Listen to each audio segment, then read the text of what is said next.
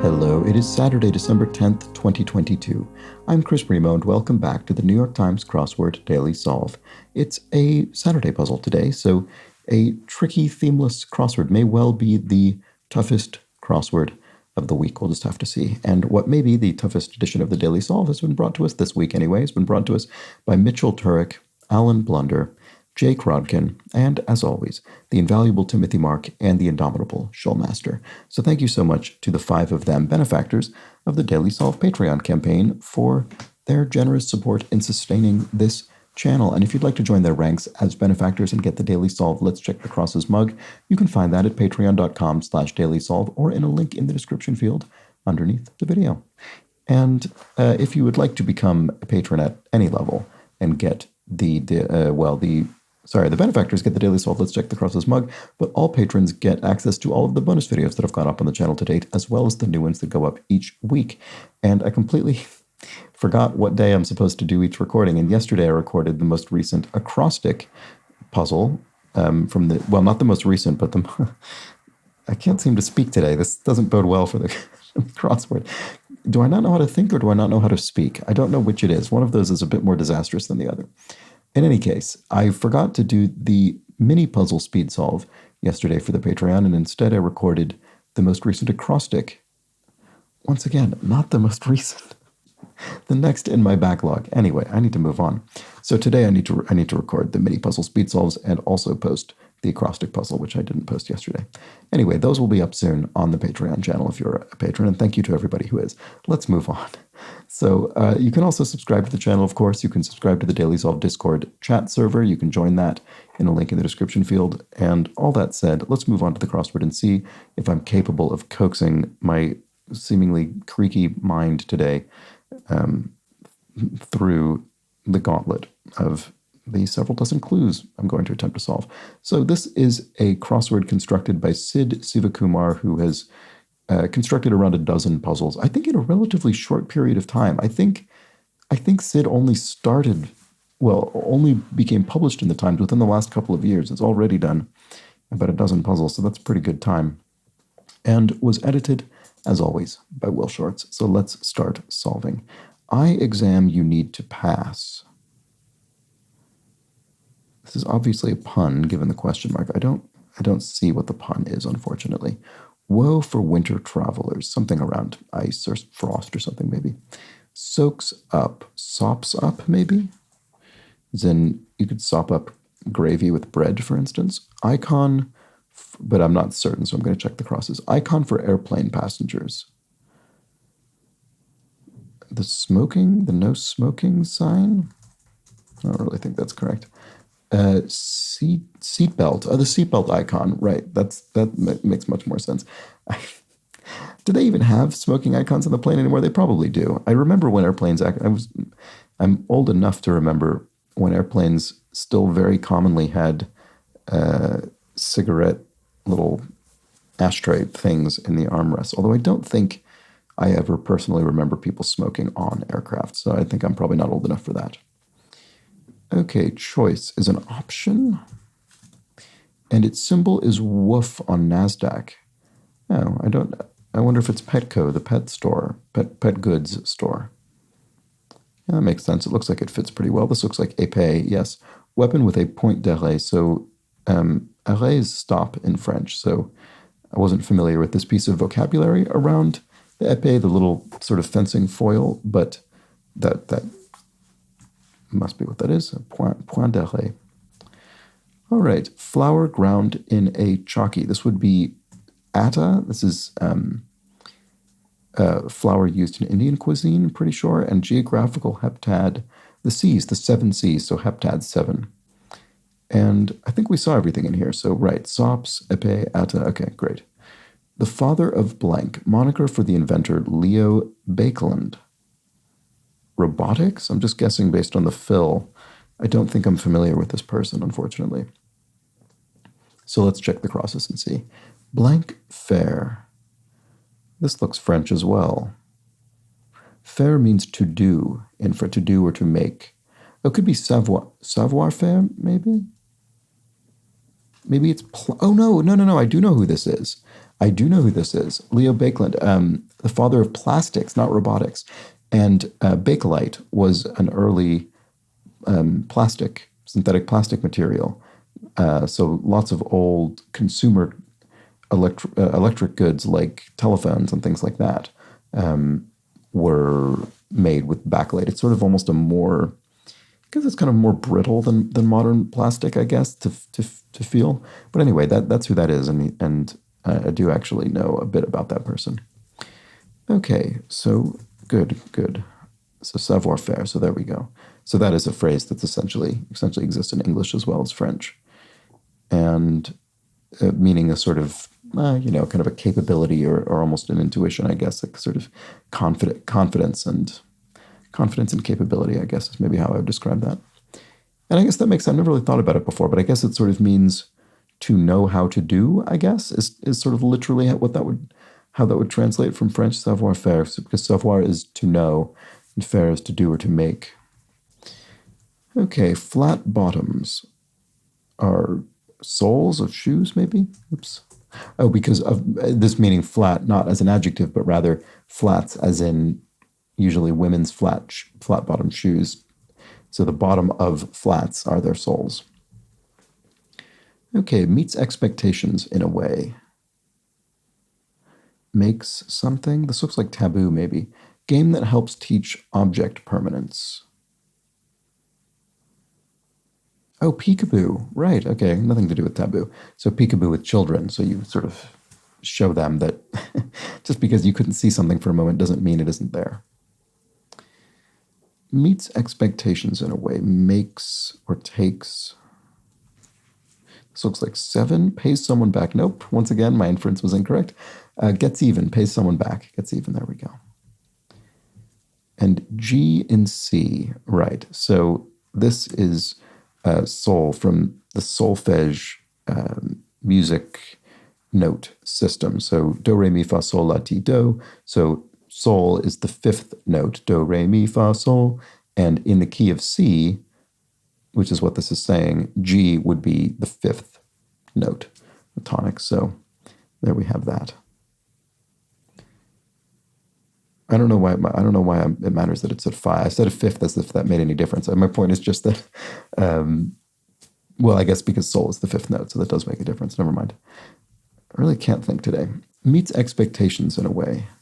Does look like makes or takes. Makes do or something. Passage in a cemetery. It could be an epitaph, because it could be a passage as in a passage of writing. You could have an epitaph on a gravestone or something like that. It can be an epitaph for a person who has been laid to rest in that cemetery. Whereas obviously when we read this initially, at least my first thought was a passage, maybe a crypt or something, physical passage through which we'd walk or climb. But no, I think it is referring to language, that sense of passage. Okay. Oh, it's also sort of nice because passage also sort of deals with passing away. So it's just kind of a nicely constructed clue. It's kind of just the whole thing fits very well. Gate postings briefly. This could be a gate in an airport terminal, perhaps. So ETDs, estimated times of departure, could be estimated times of arrival, but it seems more the thing you'd have it. I mean, I guess it really could be either, because now that I'm thinking about it, you do actually in an airport terminal, you tend to have both. You tend to have the arrivals and departure sort of screens with all of the estimated times of arrival or departure. So I guess I don't know which it is. See fine print.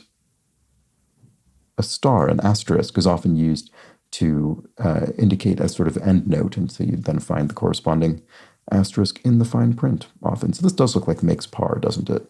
So meets expectation in a way. So this is referring particularly to, well, either to a golf course or to a sort of metaphorical situation in which you're saying makes par in a broader sense. Either way, the in a way just lets us know that it's kind of using this language broadly. We're making a hasty exit is encouraged. Is something room? What would that be?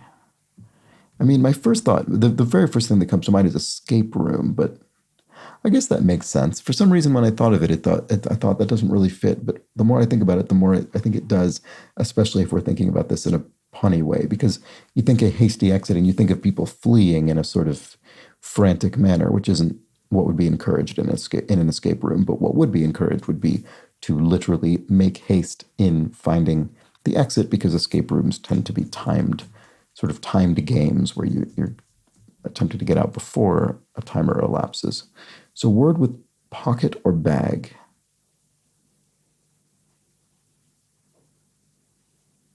I don't see that at all. That's a shame. Website with adoptable virtual creatures. Oh, is that what Neopets is? I've heard of Neopets. I don't think I actually knew what it was. I didn't know that it was a website. I think I probably assumed it was like Tamagotchi, those little sort of physical devices that you'd have on a key fob or something, and you would do things with them, I guess. So Neopets, I guess this must have been a web sort of successor to that, of kind of the same idea, but on a website. Okay, eye exam you need to pass. Still don't see what that is. And cricketers 100 run streaks. I do actually know this. This is centuries. I've never seen a game of cricket. I mentioned that recently, and I would like to attend one. I have a friend who lives near the Oval, and he's a big cricket fan. I've been meaning to get in touch to attend a game with him, but I have not yet done so. But in any case, I do know this vocabulary. Okay, word with pocket or bag. Airbag or air pocket. There we go. Those are two common phrases. All right. And rep is cred, your reputation. I guess is cred. I've never really thought about whether cred is short for credit or credential. I mean, obviously those would both etymologically share a root, but yeah, what is cred short for specifically? I think we all know what it means, but what does it contract? Yeah, it'll be credit or credentials, I guess. All right is super, maybe? That's great. All right, super. Preakness or Belmont. Those are races, I think. Preakness or Belmont. I want to say those are horse. I mean, I'm pretty sure these are horse races. What is the... I'm fairly confident about that, but I don't know how to fit it in here. Fighting. In conflict? No, that's too long. I spelled in incorrectly anyway. Pull off. And woe for winter travel. Oh, ice looks correct here. Does that help me with eye exam you need to pass? I don't think it does. Pull off. So I don't think this is pull off as in to pull off a win, because the pull off being hyphenated makes it seem like a noun. Or conceivably an adjective, but that doesn't seem likely to me. Fighting. On clash or something? In conflict. In combat? That fits. Yeah, good. Oh, an iris scan. Oh, that's very funny. Eye exam you need to pass. So I think what this means is sort of to use as a sort of passcode to get into a room. You would have an iris scan, and an electronic lock would be disengaged. I think that's what that must mean. That's very clever clue. Okay, woe for winter travelers. Ice. Could be iced something, pumped. Not as adventurous, tamer maybe. And heads of staffs, probably ends with an S. Knobs or orbs or something on the head of a staff? Could be one of those. Pull off. Why can't I see what this is? I just have no idea what this is.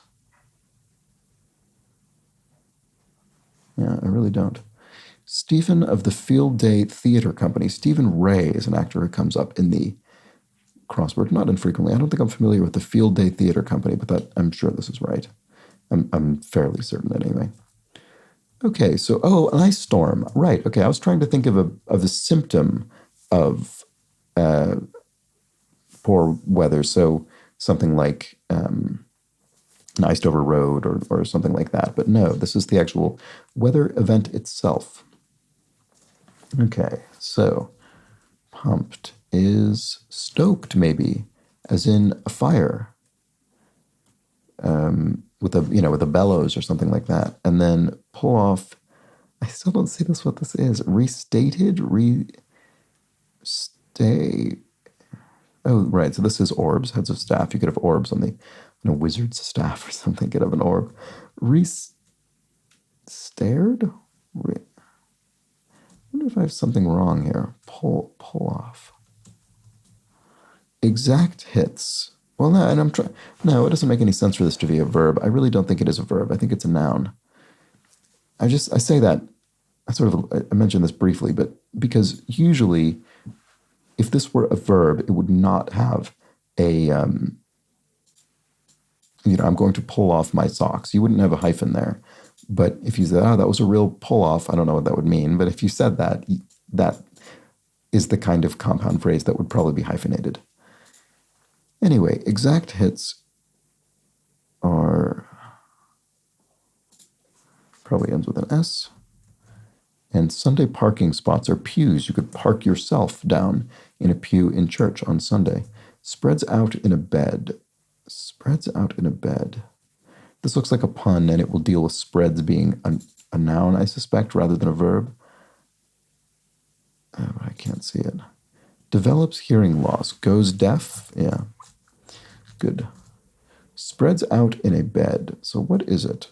Oh, mows? A bed of lawn? No. Maybe the opposite. Sows. Sows seeds in a garden or a farm or something. A flower bed, for instance. Sow seeds in a flower bed. That works. That's funny. Sort of the opposite of mowing. What a funny coincidence. I doubt that was intentional, but who knows? Postpone. Exact hits. Blank. Oh, he's dead, Jim. It's the doctor character from the original Star Trek series. It was sort of a catchphrase. Or maybe not a catchphrase, but a sort of common enough quote attributed. Mathematician Terence, who won a Fields Medal at age 31. Oh, Terence. Oh, this is annoying. I've learned this person's name from commenters in the Crossword before who have told me about this person, and I can't remember his name. That's annoying. I'll probably remember it once I get at least one cross. Had a solo dinner date, ate alone. Oh, is it Terence Tao? Oh, I think that might be it. Machine that gives paper a smooth finish. What on earth? I don't know. Time to read the Haggadah. This will be Jewish Passover. With that PA. I wish I would have known that without needing any crosses, but I'm not confident I would have. So let me just... Okay. Big affair. A test or a... Not sure. Necklace closure, a clasp. A necklace might close with a clasp. And do I know anything about this machine? Still don't think I do. Hospital? That doesn't make any sense. Mildred D. Blank, author of Roll of Thunder, Hear My Cry. I think I sort of vaguely recognize the title, but I don't think I know the answer. Became smitten as fell in love. That's at least pretty straightforward. And evidence of one's hang-ups. Question mark. So again, this will be a pun, and hang-ups looks like the likely pun. It could be around hanging clothing. It could be hanging up a phone. Dial tones? Right, that's a slightly dated clue in that we don't really have dial tones anymore with cell phones, which I think is what most of us use most of the time. Dial tones are particular to landlines. And so if someone hung up on you, you'd get a dial tone.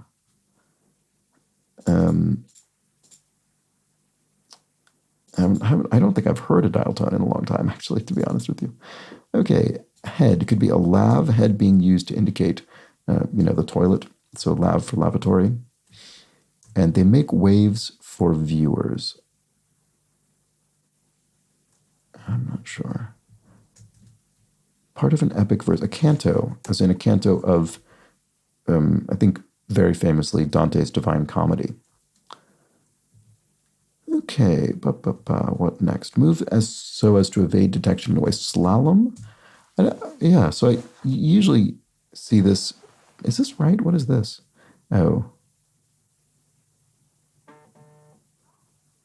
Maybe it's not slalom. It does seem weird. So the reason I said maybe it was that, and the more I think about it, the less sense I think it makes, is I was thinking slaloming in skiing is sort of skiing in a zigzag pattern in order to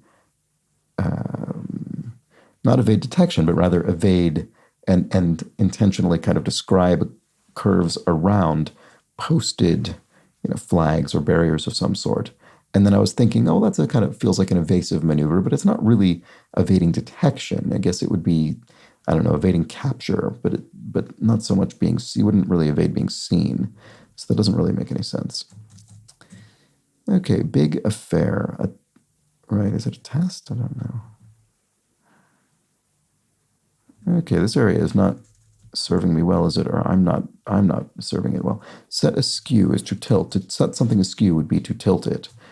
So they make waves for viewer. TV towers, because they broadcast the waves that are being picked up by the television antenna. Look at that. That feels a little bit dated as well, to be honest. Right underneath dial tones. It's kind of a nice little, somewhat dated pair, in that these are both still current technology, but just less relevant, because increasingly television will come through digital means, although obviously not exclusively. So they're both still current technologies, just increasingly less relevant by the year, I suppose. Move so as to evade detection. To lie low, maybe, is this not clasp? Oh no, but lying low isn't moving, really. What is it? Fly low, under the radar? You literally fly under the radar, right? Which is, I suppose, really, flying under the radar is used more in a metaphorical sense, probably, just in terms of total deployment, cases of deployment of that phrase, probably used more metaphorically than it is to refer to literally flying underneath the kind of range of radar detection. Anyway, this looks like Mildred D. Taylor to me. And does that help with this? Hot press, machine that gives paper a smooth finish. This must have something to do with paper printing. Hot press. I don't think I'm familiar enough with that process. And then a big affair is a fest, right? Okay, so a sort of party, a do, a gala. A fete. Rock-forming mineral that makes up over half of the Earth's crust. Not sure off the top of my head. Gate postings briefly, right. Oh, well, actually, so my initial guess was probably wrong. This won't be a D for estimated time of departure, because that looks like it would form a poor cross here. So I think it is ETA's, estimated times of arrival. Good thing I didn't write that in earlier. And focused attention on is, at would have looked more likely to me for focused attention on, but maybe not. Focused attention on. No, I'm not sure. Whit. You could say not one whit, not one iota, not one bit, not one shred. Rock forming, feldspar, that's a mineral. I didn't know it made up over half of the Earth's crust. Wow, that is interesting. But, feldspar is a mineral.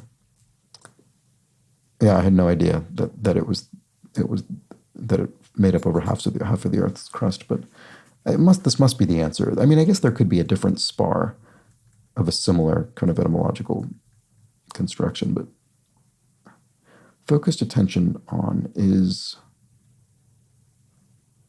boy, I really want this to be at. But this is certainly, I mean, this must be dial tones. All of the crosses work. What is that? What is this? Focused attention on. I don't know. I'll be annoyed when I see it, I'm sure. Ejections are heave-hos. Right, I was trying to think, how could you possibly have an H here in a way that still allows this word to work? And it's because it's a tiny word unto itself. Ho, heave-ho, give it the old heave-ho. You eject a person, I guess. You throw them out, literally. Postpone, shelve. You could shelve I don't know, an idea or a process or something, postpone it. Exact hits. Matches. Right. Yeah. And pull off is a rest area. So pull off of a motorway is a rest area with food and, toilets and things like that. Right. Okay. Let them eat cake occasion.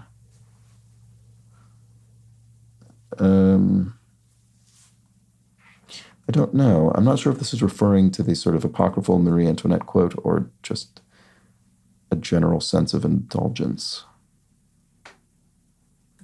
And mugshot subject, question mark. So maybe not a criminal, which is how you would ordinarily read this, or at least someone accused of a crime. An arrestee, I guess, would be the most accurate way to describe someone who gets a mugshot. But what is it? So not that is what I'm saying, because the question mark turns this into a pun. So someone literally depicted on a mug. The Daily Solve logo is a mugshot subject for benefactors of Daily Solve Patreon campaign. So what is this? There's something going on here that I'm just not seeing.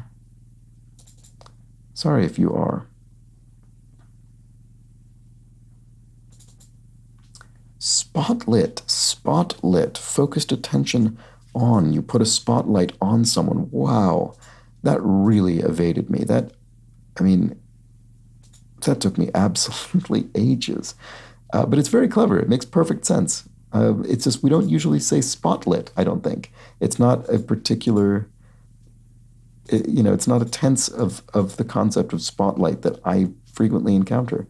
So it's a perfectly valid word, of course, but just not very obvious to me. All right, mugshot subject. So what is it? Looks like heart, but I don't know why that would be the case. Something art, latte art. Latte art literally in a mug. That's very clever. So, and a shot, because you could have a shot of espresso. Wow. Okay, I think that's what it is. That's very clever. Let them eat cake occasion. Cheat day. Right, you could literally eat cake on the cheat day from your diet. Okay, I see. And foot, what is that? I don't know. Jackrabbits, but not rabbits. Are they hares rather than rabbits? And then, like the habitat for camels, an arid climate, desert environment, for instance. And Biku's teacher is, I'm not sure, plain protuberance.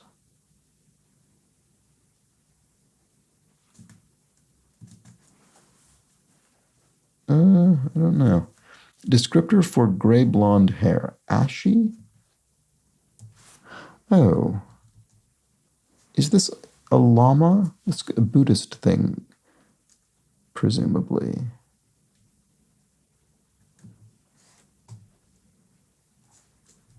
Lama priest.